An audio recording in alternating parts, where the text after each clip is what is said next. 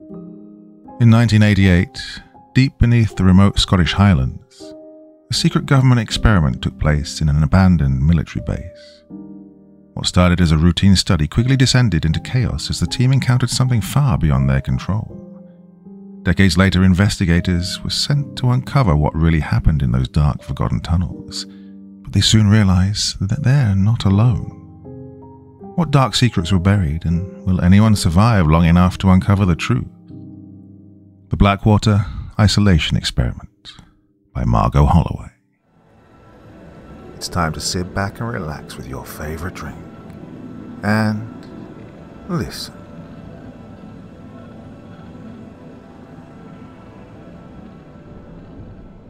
Day 1. The year was 1988. The Cold War had reached its twilight, but whispers of paranoia still drifted through the halls of power in Britain. Deep in the Scottish Highlands, hidden from prying eyes, lay the remnants of a decommissioned military base, once a strategic stronghold during World War II, but now a forgotten ruin buried beneath the earth.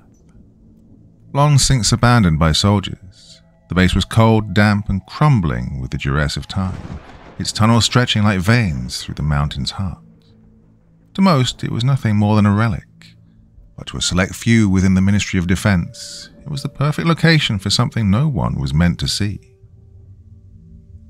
The landscape surrounding the base was as desolate as the base itself, wild, unwelcoming, and utterly forsaken. Rugged hills stretched for miles, covered in dark, windswept heather that seemed to absorb the dim light of the grey sky. The air was sharp and damp, carrying the scent of peat and rain, and the wind howled through the highland valleys with a mournful, bone-chilling wail. The sky, perpetually overcast, cast an eerie pallor over the land, making it seem as though the sun had abandoned this place long ago. Even the locals, those hardy souls who lived in the scattered villages at the edges of the highlands, spoke of the area with hushed voices. They called it a cursed place, where the earth itself seemed to hold grudges. Nothing grew there except the stubborn patches of grass and moss that clung to the jagged rocks. No birds circled overhead, and the sound of animals was conspicuously absent, as though even nature had decided this part of the world was unfit for life. Beneath the surface, the base's labyrinthine tunnels delved deep into the rock, a sprawling network of long forgotten passageways and reinforced chambers. The walls were slick with moisture, the once sterile concrete now cracked and eroded, dripping with condensation from the cold earth above. Water pooled in the lower levels, stagnant and foul-smelling, and the distant echoes of the team's footsteps reverberated unnervingly through the corridors. The deeper they went, the more oppressive the atmosphere became, heavy, as though the weight of the mountain itself was pressing down on them. The lights, few and flickering, barely pierced the gloom, casting shadows that twisted into strange shapes along the walls. Every turn, every corner felt like stepping into the maw of some ancient, forgotten creature that had been lying dormant beneath the mountain. The air grew thinner and colder the further you went, as if you were descending not into the earth, but into the very bowels of something far older and more malevolent. It was a place that seemed to reject human presence, as though the land and the base alike remembered what had transpired there decades before, and they did not want to be disturbed again. Here in the shadow of looming peaks, the government's most secretive and morally dubious project was reborn. Project Blackwater. Dr. Eleanor Carr stood at the entrance of the underground facility, her sharp eyes scanning the horizon before she descended into the darkened tunnels. An imposing woman in her mid-40s, her greying hair was tied tightly behind her head, while her face was a mask of determination and quiet ruthlessness. Renowned across the world for her groundbreaking work in neuroscience, Dr. Carr nonetheless had a reputation for pushing the boundaries of ethics in the pursuit of knowledge. Her colleagues whispered that her brilliance was only matched by her willingness to venture into the darkest corners of the human mind. For her, Project Blackwater was the culmination of years of personal research into sensory deprivation, the fragility of individual consciousness, and the breaking point of the human psyche. The goal was simple: yet profoundly unsettling. Isolate the mind to its absolute limits and observe the consequences. She'd long believed that by stripping a person of their senses and subjecting them to total darkness and silence, the brain would reveal its deepest, most primal responses. In short, what frightened others fascinated her. Her team, a small group of carefully hand-picked scientists and military personnel, were waiting for her in the main control room, located deep within the heart of the base. The facility had been repurposed with the latest technology: cameras, medical monitors, and a rudimentary computerized automation system that would track the physiological and psychological states of the test subjects. The chambers where the experiment would take place were sealed off from the rest of the base, deep underground, hidden behind thick concrete walls that were built to withstand bombing raids. Dr. Carr gathered her team for a final briefing. The low hum of machinery filled the air as she addressed them with cold efficiency. "The goal of Project Blackwater," she began, her voice echoing in the confined space, "is to explore how extreme isolation affects the human mind. We will deprive our subjects of all external stimuli. No light, no sound, no human contact. Of course, they will have access to basic life support, water and mineral food, but beyond that, nothing." Her eyes swept over the faces of her team: scientists, military psychologists, and a few hardened soldiers tasked with keeping the base secure. None of them met her gaze for long. They knew what they were about to embark on was ethically questionable, to say the least, but none dared to question the orders from the ministry. After all, each of them had been specifically chosen for their ability to follow protocol, no matter how unsettling the work. There were to be 5 test subjects, all of whom were military prisoners, men convicted of crimes that had landed them in the very worst parts of the prison system. They were offered a deal: participate in the experiment, and if they survived, they would be granted their freedom. To be fair, the prisoners themselves had little choice. Life in a dark, isolated cell underground couldn't have seemed that different from their existence behind bars. But they had no idea what awaited them. One by one, the prisoners were escorted into their designated chambers. The rooms were small, barely large enough to stand or lie down. The walls were soundproof, padded, and devoid of any windows. A single camera in the corner of each chamber would record everything. Their every move, every twitch, every moment of madness that might come. The only illumination was a dim red light, which would be extinguished as soon as the experiment began. After that, nothing. Only darkness. Dr. Carr watched from the control room as the steel doors to the isolation chambers slid shut, firmly sealing the prisoners inside. The hum of machinery filled the silence as the computerized automation system powered up, displaying each subject's vital signs on a series of monitors. Heart rate, brain activity, respiratory function, all recorded in real time. "We will observe them remotely," Dr. Carr explained to her team. Her voice was calm and clinical. "The computerized system will track their physiological responses, while we focus on the psychological.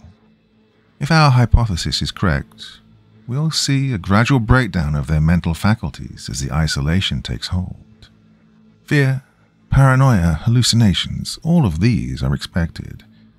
But we must push them further. Only by pushing the mind to its breaking point will we uncover the true nature of human consciousness and the very essence of what we are as a species, that which makes us distinct from all other animals." As she spoke, the team adjusted the settings on their monitors, preparing for the days ahead. The control room was filled with the soft glow of screens and the low hum of electronics, yet it felt uncomfortably sterile, as if knowingly detached from the horrors that would soon unfold just a few hundred feet away. Dr. Carr's gaze lingered on the screen showing Subject 1, a man with deep-set eyes and a hardened face. He sat in his chamber staring at the wall, completely unaware of what awaited him. He wasn't alone in that. None of the test subjects truly understood what they'd agreed to. and something akin could be said of Dr. Carr. Though she would never admit it, she wasn't entirely sure what she was about to unleash either. Nevertheless, she couldn't let doubt cloud her mind. The experiment had begun. There was no turning back now.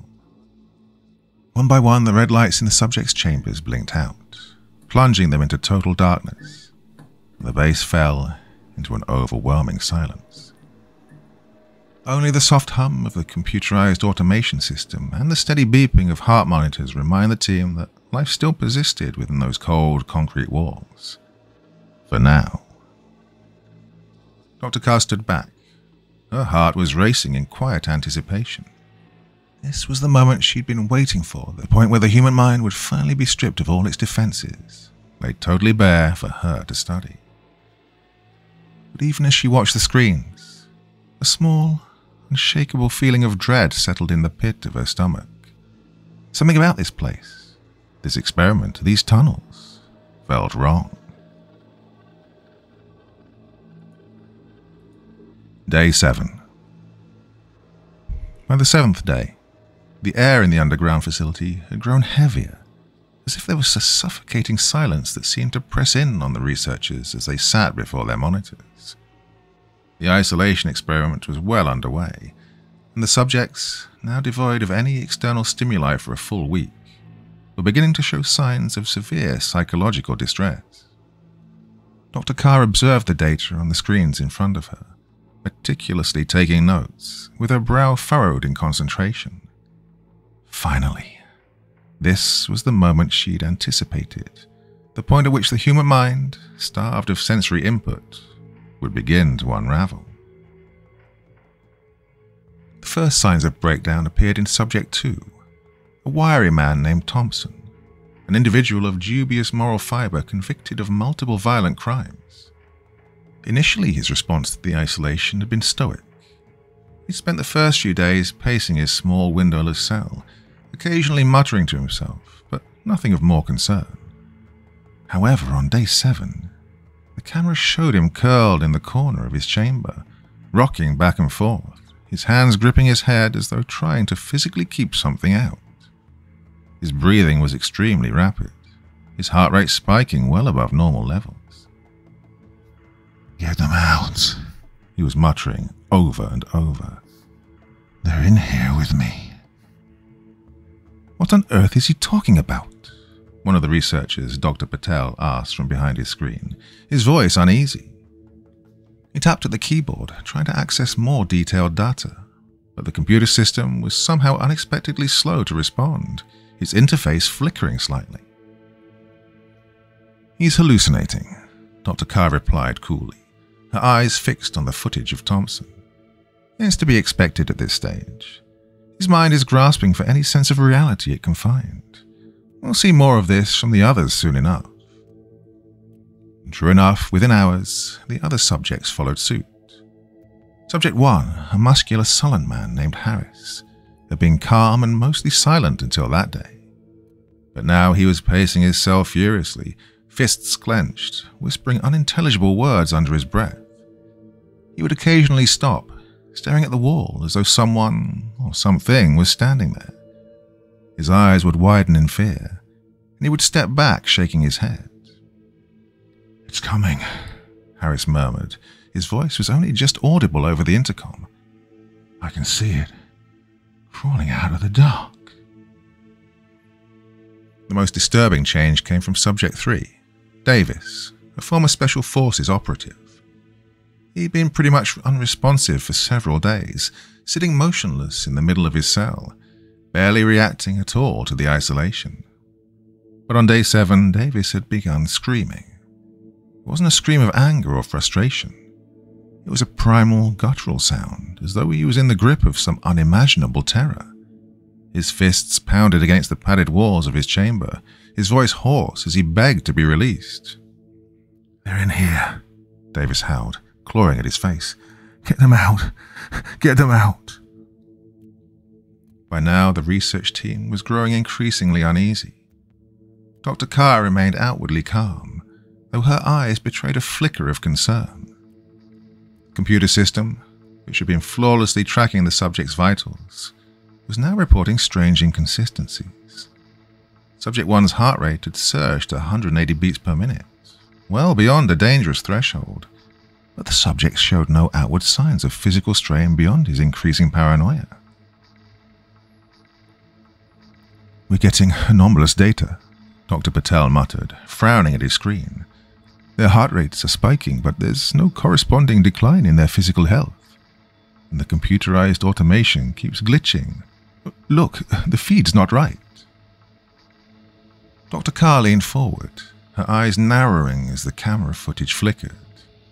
The images of the subject seemed to distort, with brief flashes of static crossing the screen.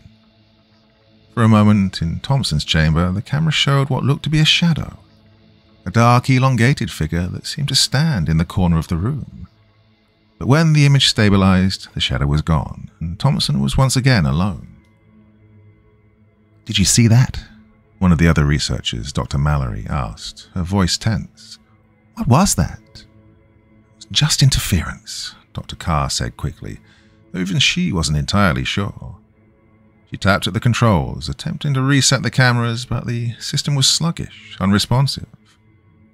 The computer system's diagnostic readings blinked erratically, spitting out data that made no sense. Spikes in brain activity that should have rendered the subjects unconscious, heart rates that fluctuated wildly yet never seemed to cause any physical distress. As the team scrambled to figure out what was wrong, the intercom system suddenly crackled to life. At first, it was just static, a low hiss that filled the control room. Then, beneath the noise, voices began to emerge, faint, garbled, as though coming from a great distance.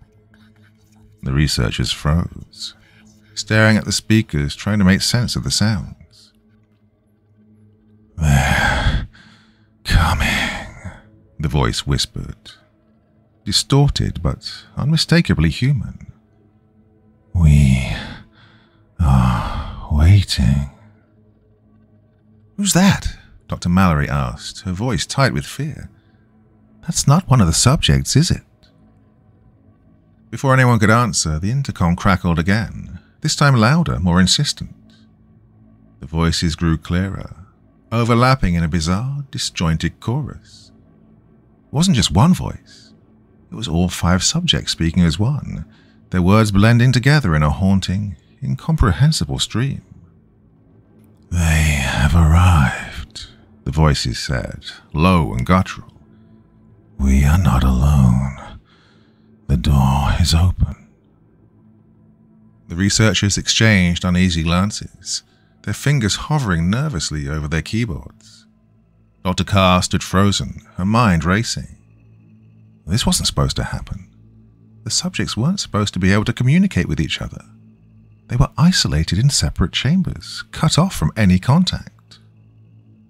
"I don't understand," Dr. Patel stammered, his eyes wide. They can't be..." The voices cut off abruptly, leaving only a deafening silence in the control room. For a long moment, no one spoke. Then, just as Dr. Carr was about to issue an order to shut down the intercom, the cameras flickered again. This time, the shadows weren't subtle. They loomed large in each chamber, standing beside the subjects, motionless, dark shapes with no discernible features. The subjects stared at them, wide-eyed, trembling, but they made no move to escape. They didn't scream, they simply watched. Dr. Carr's heart pounded in her chest as the realization struck her. Whatever was happening inside those chambers was no longer within her control. Day 10. By the 10th day, the atmosphere in the control room had shifted from tense curiosity to something far more unnerving. There was an undercurrent of fear, barely contained beneath the professional detachment of the research team. The footage from the cameras inside the isolation chambers had become more disturbing with each passing hour. What had initially been dismissed as hallucinations, the shadowy figures that appeared to stand in the corners of the rooms, had now taken on a chilling clarity. The figures were no longer fleeting glimpses. They lingered, looming over the subjects, their presence undeniable. On the monitors, the shadows moved with purpose, drifting across the cells, sometimes hovering mere inches from the prisoners. The subjects no longer screamed in terror as they had on earlier days. Instead, they sat motionless, eyes wide, watching the figures with a kind of horrified reverence, as though something beyond their comprehension was unfolding before them. Dr. Carr stood at the center of the control room, her eyes fixed on the screens. She'd been silent for most of the day, her mind struggling to make sense of what she was seeing. Beside her, Dr. Patel and Dr. Mallory whispered nervously to each other, occasionally glancing at the flickering data feeds.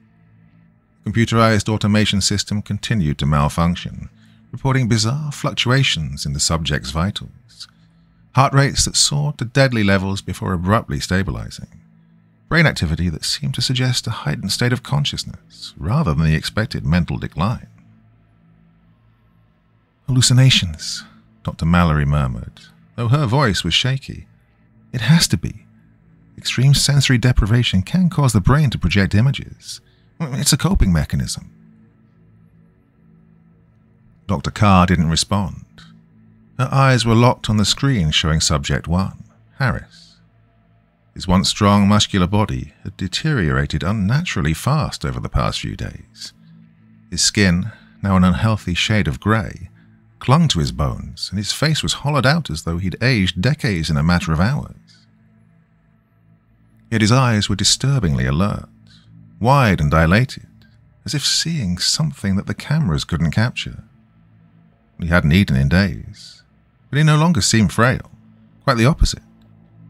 Harris moved with an unsettling grace, his body seeming stronger, more powerful than it had ever been.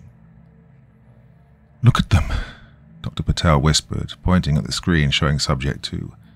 "They're decaying, but they're also getting stronger, and that's not possible." When Dr. Carr finally spoke, her voice was low and subdued. "It's beyond isolation now. Something else is happening." The Ministry of Defense had been breathing down her neck for days, demanding updates, pushing for results. The success of Project Blackwater, in their eyes, was paramount. They needed something, anything that could justify the cost and secrecy of the experiment. Dr. Carr had assured them that the breakdown of the subjects' minds was a necessary step toward uncovering the true nature of human resilience under extreme conditions. But this was beyond what she had anticipated. She was beginning to fear that whatever they'd unleashed in those chambers could not be easily explained by science. The shadows continued to move within the rooms, sometimes brushing against the subjects, who flinched at the slightest contact but did not cry out. The physical changes in the prisoners were undeniable now.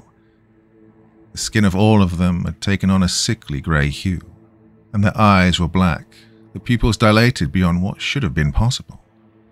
Yet they were clearly not weak or dying. If anything, they were growing stronger, unnaturally so. One of the soldiers stationed in the control room had commented that they looked like they were the walking dead, and the comparison had sent a shiver down the spines of everyone present.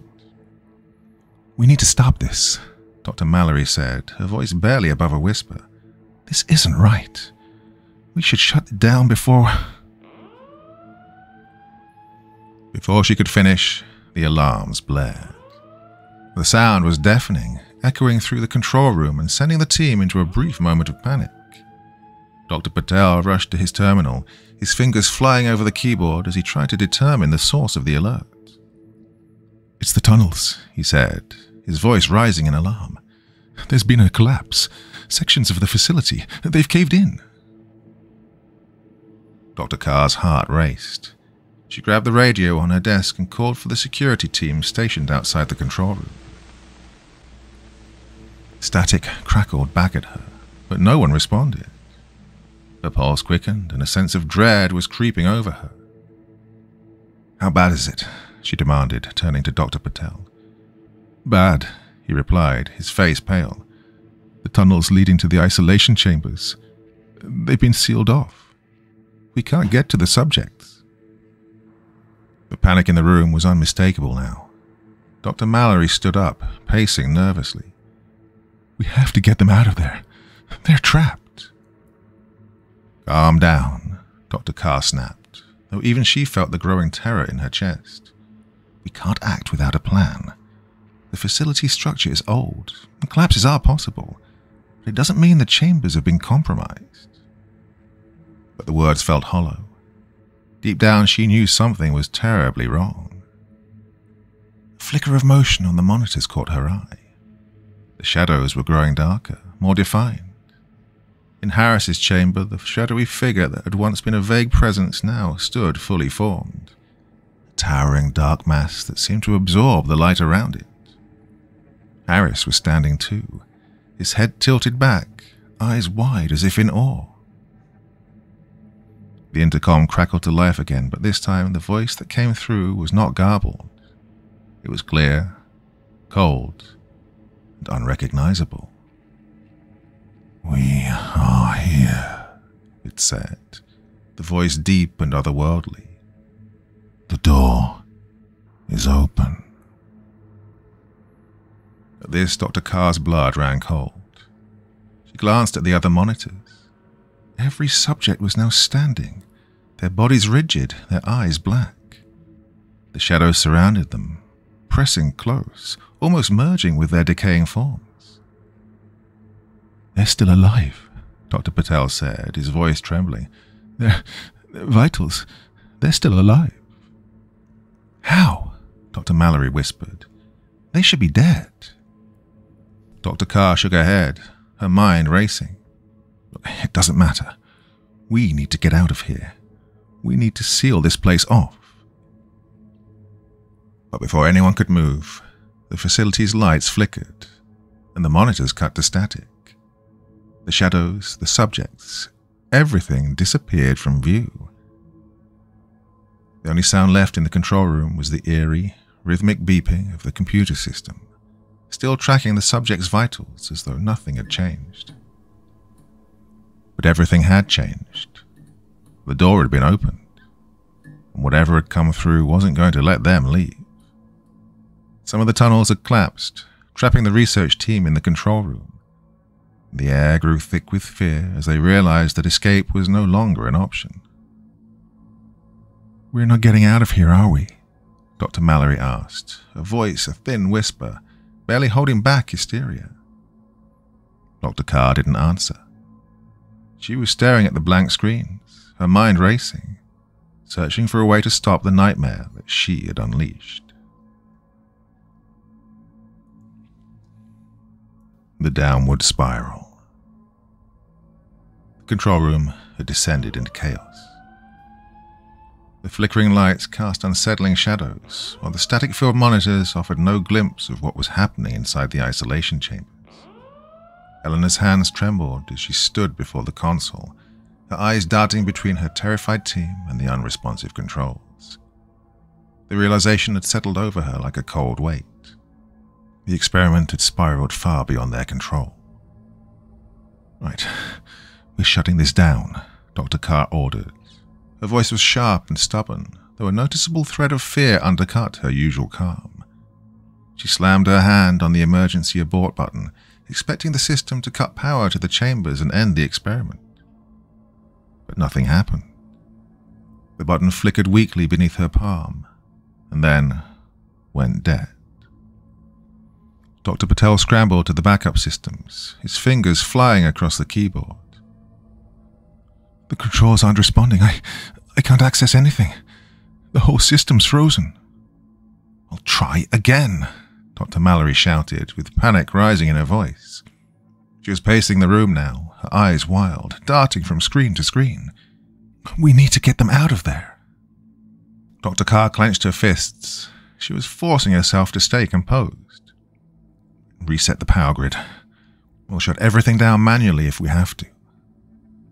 As Dr. Patel worked furiously to restore power, the air in the control room grew oppressively thick, as a sense of impending doom pressed down on them. The monitors remained blank, but now the intercom crackled to life once again, filling the room with eerie, distorted whispers. The voices were disjointed, as if coming from deep within the tunnels, far away yet disturbingly close. "They are coming," voices intoned, their cadence slow and rhythmic, as though reciting a chant. "The door is open. You cannot stop it." The words sent a chill down Dr. Carr's spine. The voices were no longer those of the subjects. There was something else entirely, something far more sinister. What is that?" Dr. Mallory asked, her face pale, her breathing shallow. "Who's saying that?" Before anyone could answer, the lights flickered violently, plunging the room into near darkness. The emergency backup lights kicked in, casting the control room in a dim, reddish glow. The beeping of the life support systems continued in the background, a steady reminder that, impossibly, the subjects were still alive somewhere deep within the facility. I can't restore control," Dr. Patel muttered. His voice was barely above a whisper. His hands were shaking, and he frantically typed at the console. "It's like the entire system's been taken over. Nothing's responding."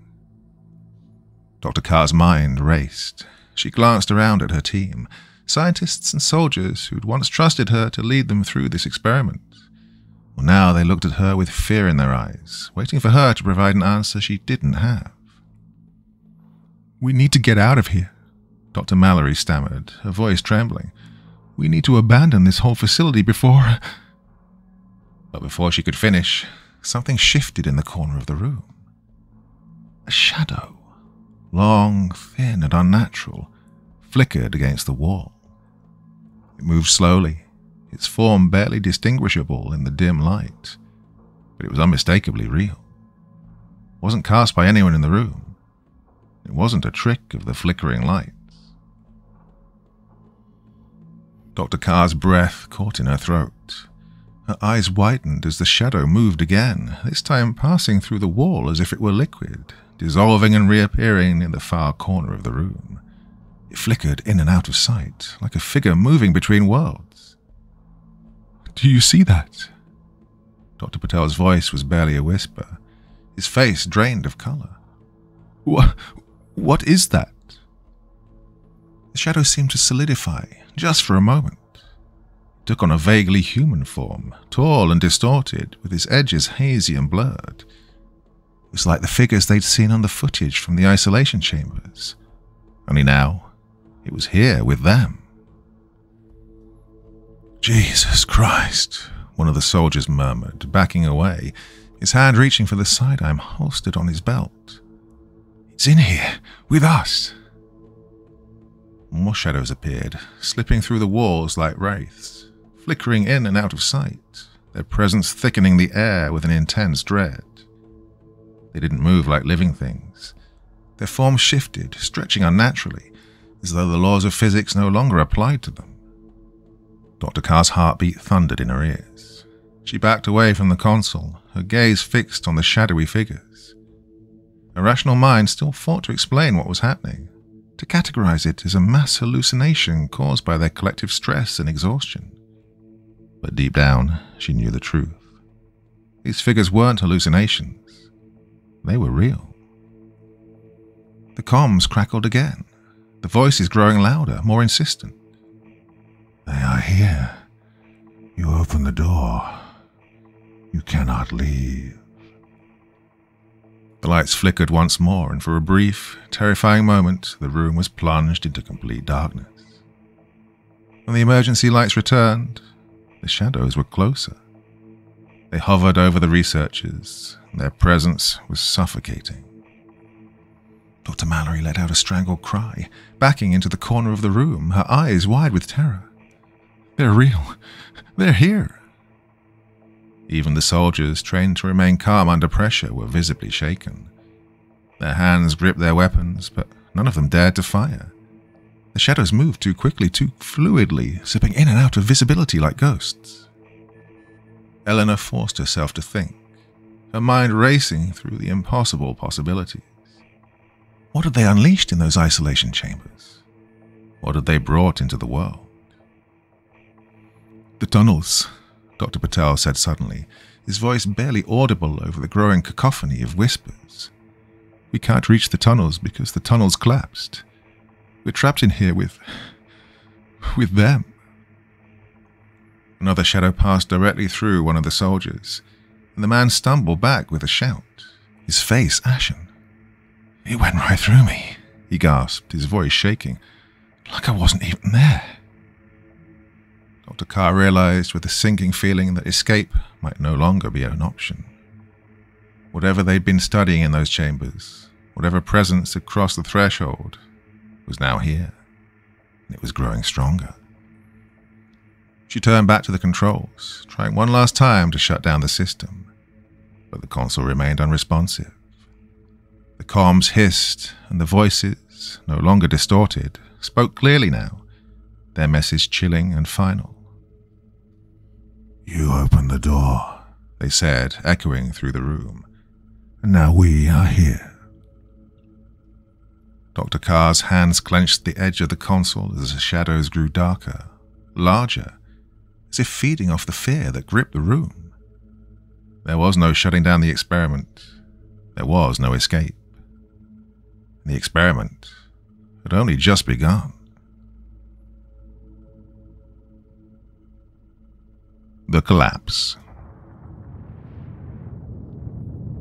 The rumble began deep beneath the facility, a low resonant vibration that made the walls shudder and the floor tremble beneath their feet.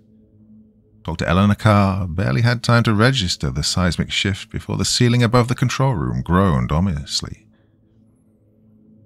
Loose debris raining down around her team. Shouts of alarm filled the room as the ground heaved, knocking equipment off tables and sending several researchers sprawling. Dr. Patel grabbed onto the edge of his console, his face pale. "The tunnels, more of them are collapsing." Another violent tremor shook the facility, and the lights flickered one final time before plunging the underground base into complete darkness. For a few harrowing moments, there was nothing but the sound of crumbling concrete, the muffled shouts of terrified researchers, and the deep, guttural growl of the earth closing in around them. Dr. Carr's heart pounded in her chest as she fumbled for her flashlight. Her hands were trembling. When she finally clicked it on, the narrow beam of light illuminated the chaos unfolding in the control room. The others were doing the same, their flashlights cutting jagged paths through the blackness, the only thing standing between them and complete sensory deprivation. "We're trapped down here," Dr. Mallory muttered, her voice shaking. She clutched her flashlight to her chest as though it were a lifeline. "We're trapped." Panic was beginning to spread. Dr. Carr felt it too. The overwhelming weight of the earth above them. The realization that the tunnels had caved in, severing any possibility of escape. The facility was deep beneath the Scottish Highlands, buried far from any hope of rescue. Then came the sound that froze the blood in their veins. A voice, disembodied, drifting through the darkened room. A voice not belonging to any of her team. "They're stronger now," it whispered, echoing through the walls, seeping into every corner of the room. "They're free." Dr. Patel cursed under his breath, shaking his flashlight as if the light alone could dispel the creeping dread. "Where the hell is that coming from?" His voice cracked with fear. Before anyone could respond, the intercom crackled to life with a high-pitched whine. And then the screens, long dormant after the power outage, flickered back on, casting a cold, eerie glow over the room. One by one, the monitors displayed the isolation chambers. The figures on the screens were no longer hunched or frantic. The 5 subjects stood still, impossibly still, facing the cameras with their eyes wide open. Except their eyes weren't eyes anymore, not in any human sense. They glowed with an unnatural, sickly light, their pupils dilated into black voids that seemed to consume the space around them. "We are here now." The words filled the control room, but they did not come from the intercom. They came from the subjects, 5 mouths speaking in perfect unison, their deep otherworldly voices reverberating through the walls.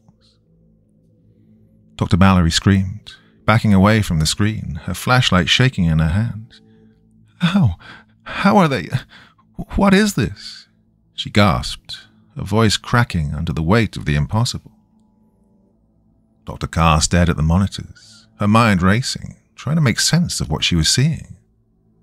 The subjects weren't alone. The shadowy figures, the one that had so quickly been dismissed as hallucinations, had coalesced around them. No longer formless spectres, but fully solid, moving with purpose, flickering in and out of the dim light like living shadows. They moved as if they were one with the subjects, indistinguishable from the darkness itself. "They're in the control room too," Dr. Patel whispered, his voice barely audible over the thundering of his heart. "They're all around us now." Dr. Carr swallowed hard, forcing herself to think through the fear. She was the leader. She had to be the one to act. Her eyes flicked to the control panel, the failsafe she'd hoped to never use. It was their last resort, a desperate measure that would seal the entire facility, trapping whatever was unleashed inside forever. But it was a one-way door. Once activated, none of them would leave this place alive. "We have to stop it. We have to contain whatever's inside those chambers," Dr. Carr said, her voice steady though her hands were shaking. "If we don't, it will get out. We can't let that happen." "Contain it?" Dr. Mallory's voice was frantic. "It's already too late. You saw what they've become. We're all going to die down here." The intercom crackled again, and the voices, those horrible, unified voices, spoke once more. "You opened the door. You cannot close it now." Dr. Carr's heart raced. She knew they were right. They'd crossed a threshold that could not be undone. The isolation experiment had shattered the minds of the subjects, but worse, it had summoned something that now existed beyond the walls of the chambers, something that fed on the very fabric of reality. A shadow again passed directly through one of the soldiers standing at the back of the room, and he collapsed, his body convulsing as the shadow disappeared into him. His scream echoed through the room, cut short by a choking, gurgling sound as his eyes rolled back into his head. His skin grew grey, his veins darkening as if some unseen force was draining the life from him. Dr. Carr made her decision. There was no time left. She sprinted toward the emergency control panel, wrenching open the protective casing that held the facility's failsafe. "No!" Dr. Mallory shouted, realizing what Eleanor intended to do. "You'll kill us all." "We're already dead if we don't stop this," Dr. Carr snapped, her fingers trembling as she punched in the code. "This is the only way." Her hand hovered over the final switch. The failsafe would lock the chambers, collapse the remaining tunnels, and flood the facility with a toxic gas, ensuring that whatever had crossed into their world would be trapped down here forever. It was a death sentence for everyone inside, but Dr. Carr knew there was no other choice. So she closed her eyes, took a deep breath, and pulled the switch.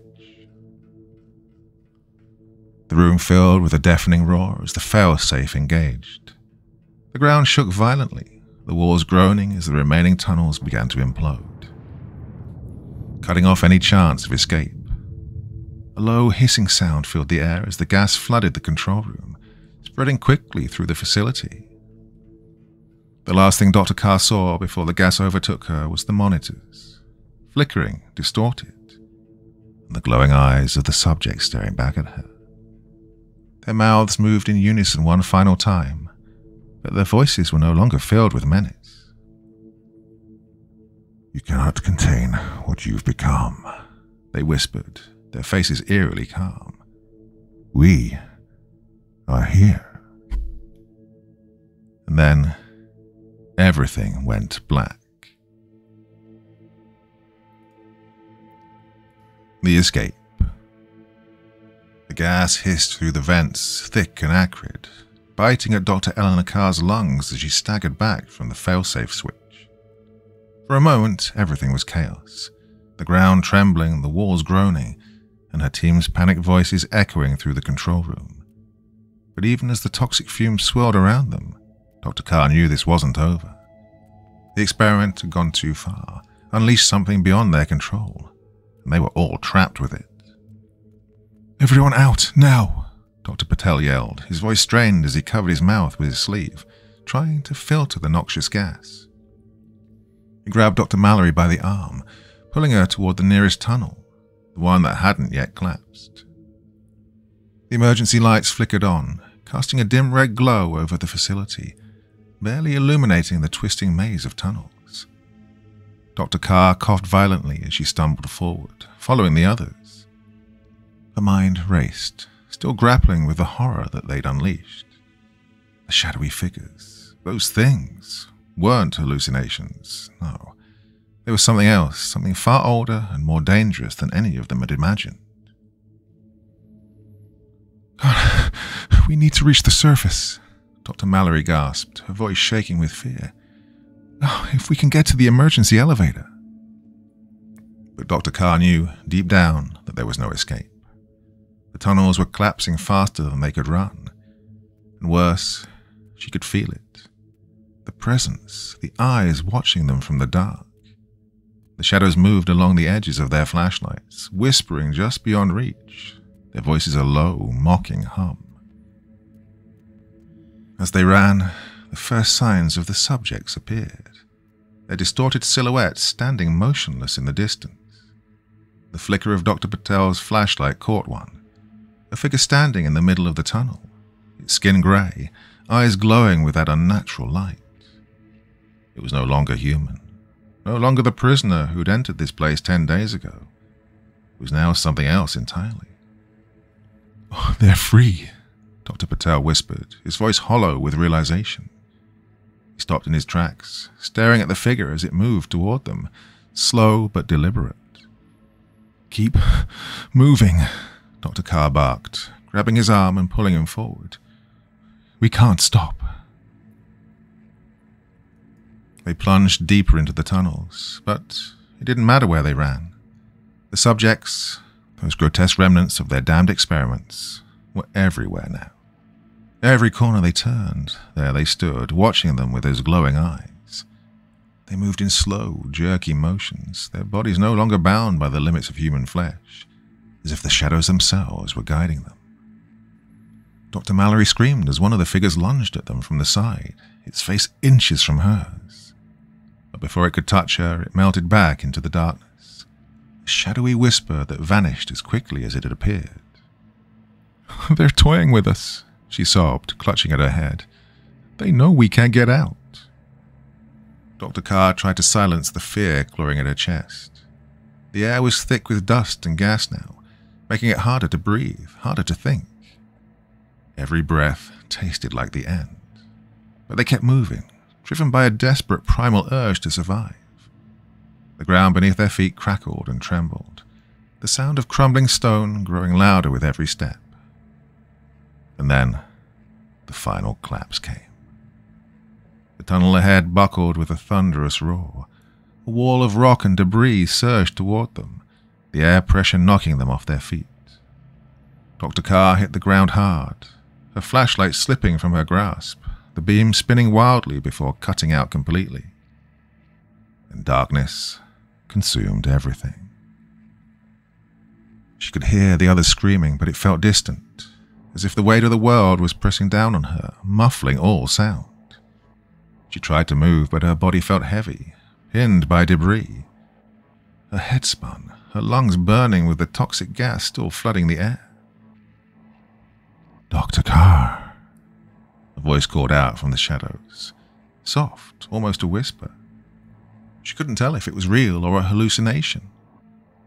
In the suffocating blackness, she reached for her flashlight, her fingers trembling. It flickered weakly as she managed to turn it on again, casting a narrow beam of light over the ground. There, just inches from her hand, was her notebook, the logbook she'd been keeping throughout the experiment. Her fingers closed around it, pulling it to her chest as her breathing grew shallow. The whispers grew louder, surrounding her now, the shadowy figures closing in. Dr. Carr knew the end was near, but she couldn't leave without one final entry. With trembling hands, she opened the notebook, the pages smeared with dust and blood. Her vision blurred, but she forced herself to write, her pen scratching across the page in jagged strokes. We were wrong. The words came slowly, her mind unraveling with every letter. She paused, her breath hitching as she felt the presence move closer, watching her from the dark. This was never about isolation. We opened something ancient. It was waiting for us, and now it's free. Her hand slipped, the pen falling from her grasp as the darkness swallowed her whole. The whispers, the figures, the experiment, they were all converging on her now. And then, as if the earth itself closed its mouth, the tunnel collapsed fully, burying the remains of the Blackwater facility beneath the Scottish Highlands. Dr. Carr's notebook, her final testament, lay buried in the rubble. Above, in the quiet of the night, the Highlands returned to silence, except on certain nights, when the wind howled just right, and one could hear the faintest echo of voices whispering from deep beneath the ground. No one ever found the bodies of the research team, or the subjects. No one ever knew what truly happened. But the legend of Blackwater grew.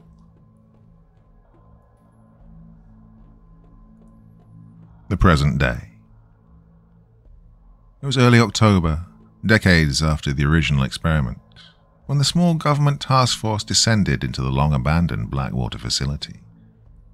The site had been sealed and forgotten by official records, but recent seismic activity had uncovered a partial entrance to the tunnels.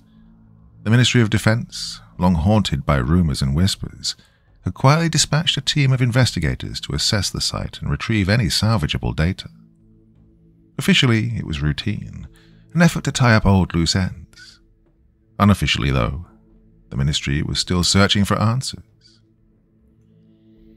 The investigation team consisted of 3 members: Sergeant David Grant, a hardened military man, Dr. Emily Reeves, a geophysicist familiar with underground structures, and Professor Michael Harding, a historian specializing in declassified military projects.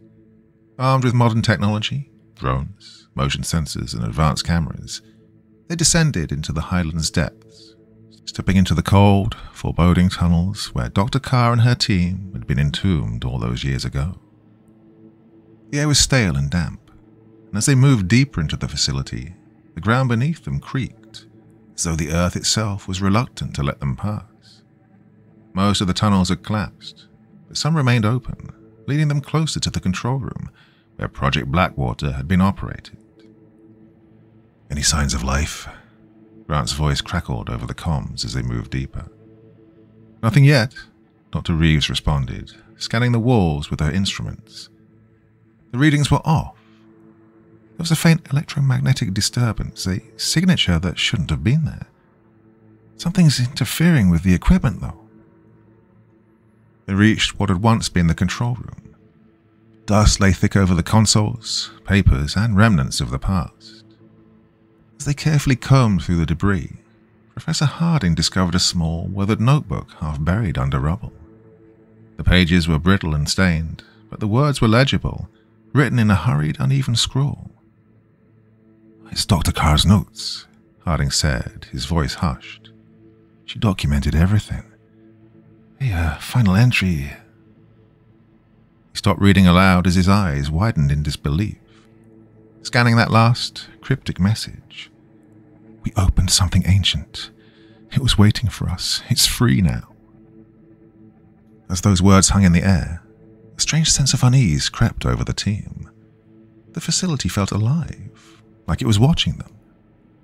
A faint whisper echoed down the corridor behind them, so quiet it could have been mistaken for the wind through the cracks in the stone. But it wasn't the wind. It was something else, and they all knew it.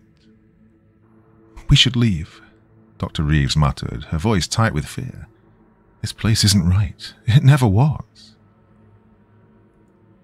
Before anyone could respond, their comms went dead. A harsh static buzzed in their ears, and the lights on their equipment flickered, plunging the control room into semi-darkness. Sergeant Grant tried the emergency radio, but nothing worked. The tunnel ahead, the way they'd come, was unnervingly silent. Suddenly, from deep within the facility, they heard it.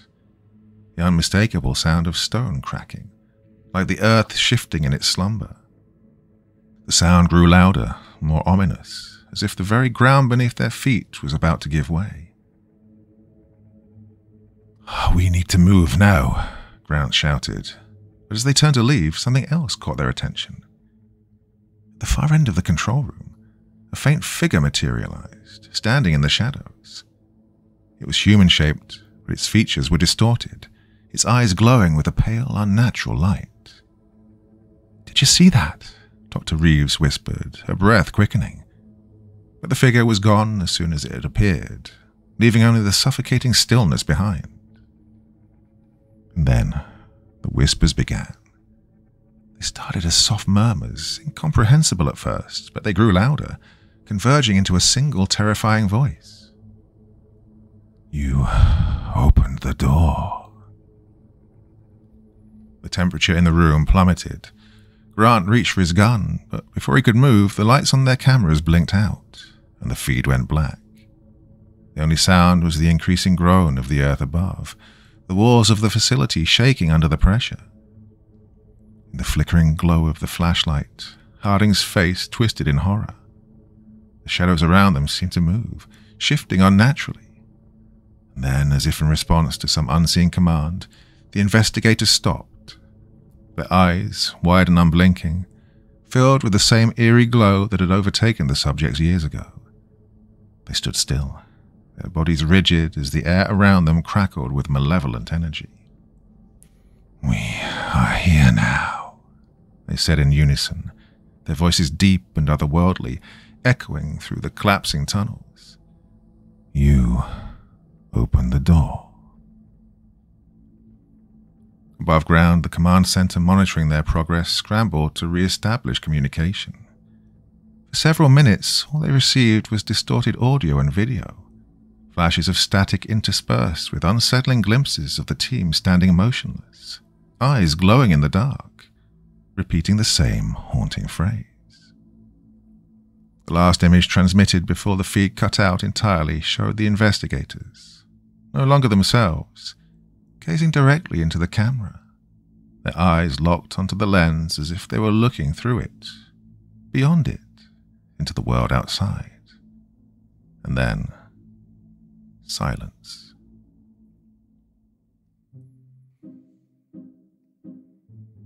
Well, I haven't read a good experiment story in quite a while, and that one's quite intriguing.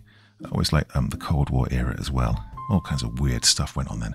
Yeah, I'm old enough to have lived through a bit of it, and it really was a very strange time.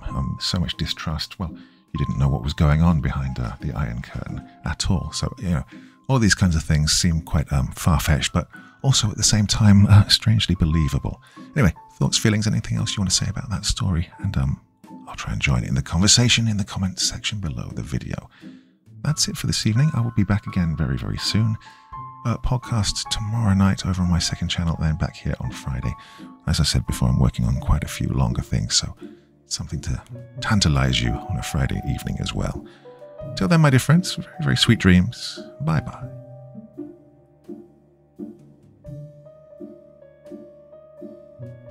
Thank you so much for taking the time to listen to this story today. It really means a lot to me and to the author of the story, of course. Well, if you want to know more about me, I'm pretty much everywhere on social media. You can find me on Facebook, Twitter, Instagram. You can download my music on SoundCloud. I've got a Patreon if you feel like. Throw me $1 or $2. Very much appreciated. And of course, on Reddit, I have a place where you can leave stories if you want me to read one that you've written. Well, hoping to see you all again very soon. Till then, sweet dreams. Bye-bye.